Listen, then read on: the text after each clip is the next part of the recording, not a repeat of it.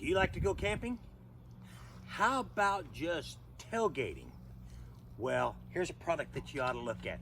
We were given this great pot. Now this is a 5-quart camping pot that could be used for anything that you would want to do. It comes in this cool little carrying case that you can put.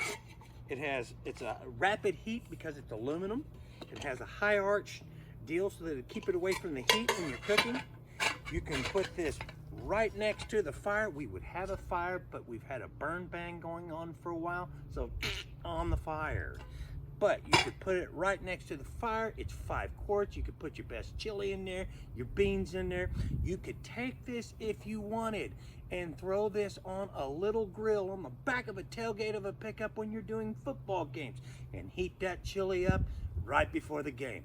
So if you're looking for a camping pot that has its own little carrying case so that you can store it all nicely, this is the one I'd choose.